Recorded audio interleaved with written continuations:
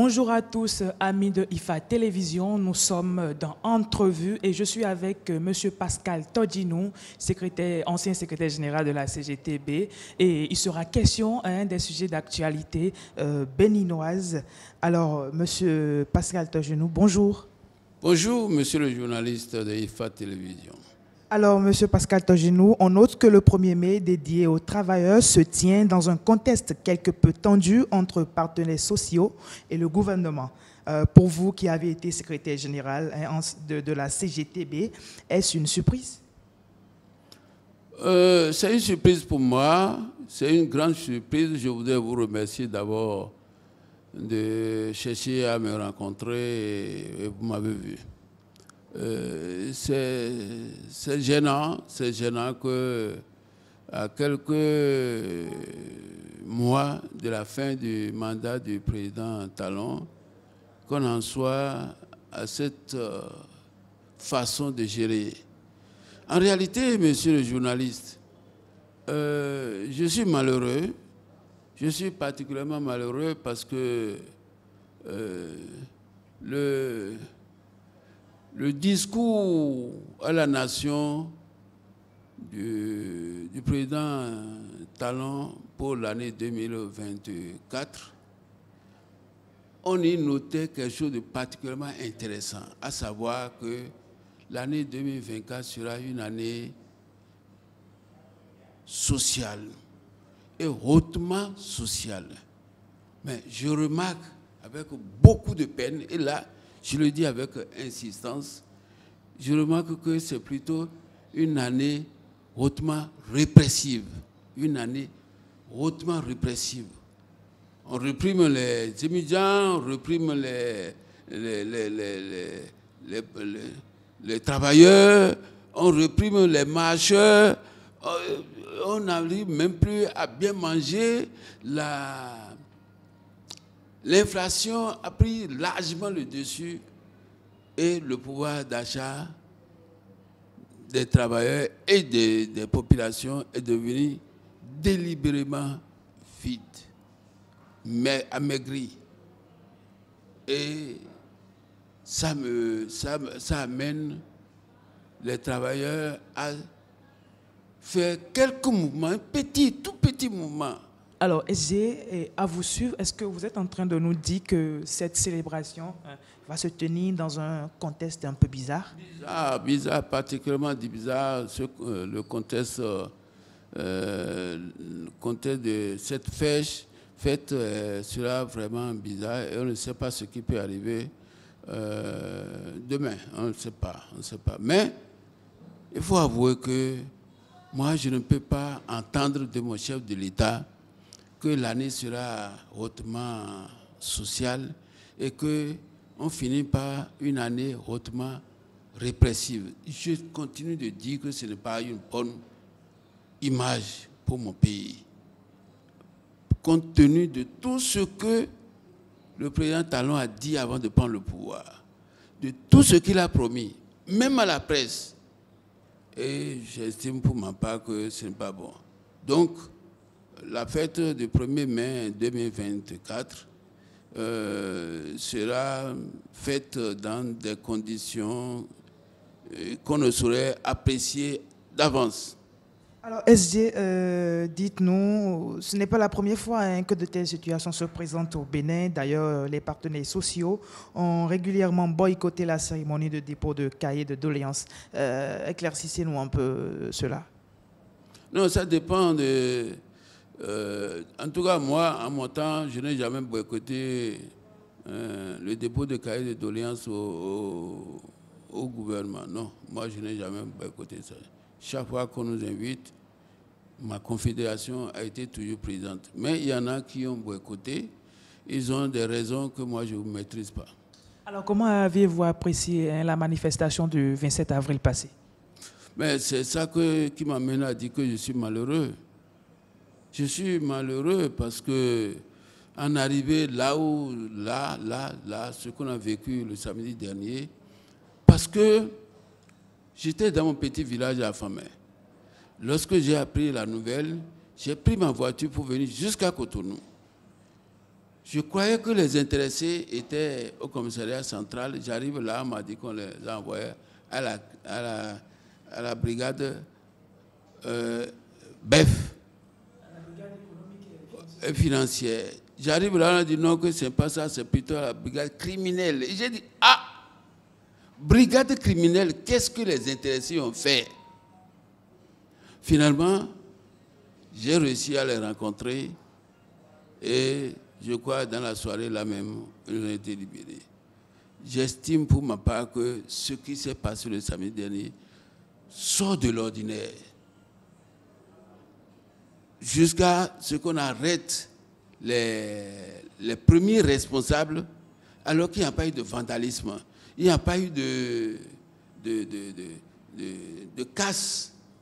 Je ne peux pas comprendre. Deuxième chose, je voudrais préciser à l'attention de tout le monde, sauf erreur de ma part, que la marche n'est pas soumise à une autorisation préalable. En tout cas, en mon temps, j'ai fait 29 ans de syndicalisme dans ma vie. J'ai fait 23 ans de syndicalisme confédéral. Jamais aucune loi n'autorise qu'il faut aller demander une autorisation d'abord. Qu'est-ce qui se fait généralement, monsieur le journaliste? Vous voulez marcher, vous faites une déclaration de marche, vous donnez ça à l'autorité territorialement compétente, c'est-à-dire aujourd'hui le maire de Cotonou. Le maire de Cotonou, s'il est d'accord, il vous envoie au commissariat. Et vous entendez sur l'itinéraire avec le commissariat. Mais tout cela a été accompli. Moi, j'ai vu, tout cela a été accompli. Je ne peux pas comprendre pourquoi on peut interdire cette marche-là. Et même si on voulait l'interdire, mais il y a des manières. Vous empêchez les gens de marcher. C'est fini. Mais avec une répression où on faisait de grands bruits, non. Moi, je trouve que, franchement, ce n'était pas bien. Je ne me retrouve pas dans ma peau d'ancien syndicaliste qui a pratiqué cette chose-là pendant des années données. Et j'ai laissé la main à des gens qui sont responsables. Quand même, ce qui s'est passé le samedi 27 avril dernier est une honte publique. Et c'est pour ça que je voulais dire au chef de l'État, président de la République, de faire particulièrement attention avec certains de ses collaborateurs. Parce que eux, ils sont en train de chercher déjà le prochain président de la République. Pour certains même, ils le disent ouvertement, hein, oh, Talon c'est fini. Talon c'est fini. Quand Talon est fini, il faut nécessairement aller quelque part. Si on ne sait même pas faire, ils vont foutre même le mécanisme de comment vous appelez ça, partisan là, ils vont foutre ça en l'air. Le système partisan, monsieur le président, si vous ne savez pas faire, mais ils vont foutre ça en l'air pour vous ridiculiser par la suite. Donc, je voudrais que vous puissiez recadrer vos collaborateurs pour qu'ils... certains sont mécontents, hein, quand bien même ils bouffent, ils sont mécontents et ne les laissez pas vous mettre les bâtons dans les roues. Alors SG, parlant de marche, hein, elle vient d'être reprogrammée pour le 11 mai prochain. Alors n'est-ce pas une zone de tension et de crise en perspective? Moi, je trouve que non. À moins que les autorités veuillent instaurer la crise ou exacerber la crise. En principe, elles doivent laisser, ces autorités-là doivent laisser les gens marcher normalement pour en finir.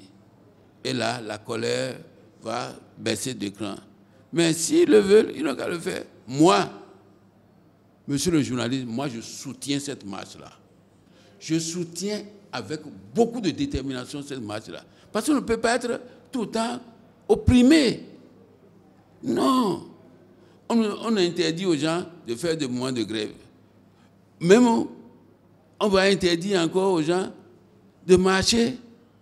Oh, est-ce qu'on prête leurs pieds pour marcher là?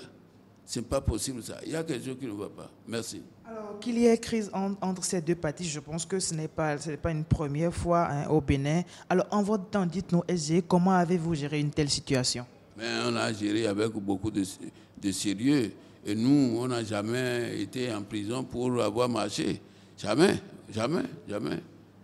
Seulement, on nous empêchait de marcher. Et on utilisait des gaz lacrymogènes pour nous empêcher effectivement de marcher. Mais on n'a jamais vécu ce qui s'est passé le samedi 27 avril dernier, où on a matraqué les gens dans la rue, on a pourchassé. Quelqu'un même ne marche plus. Et aller s'asseoir quelque part en train de se reposer, on est allé le chercher pour l'envoyer à la brigade criminelle. Est-ce que c'est normal ça? Moi, j'estime pour ma part que c'est nous-mêmes qui avons cherché. Hein. Voilà. Alors, SG, on est presque à la fin de notre entretien. Qu'est-ce que vous voulez dire pour clore cet entretien-là? Non, je voulais dire, que les syndicalistes doivent poursuivre le mouvement pour une question de restauration de la liberté. S'ils ne le font pas, ce sera en leur temps qu'on aura étouffé totalement la notion de liberté. C'est grave. 2, je voudrais demander aussi aux populations de ne pas céder à la manipulation.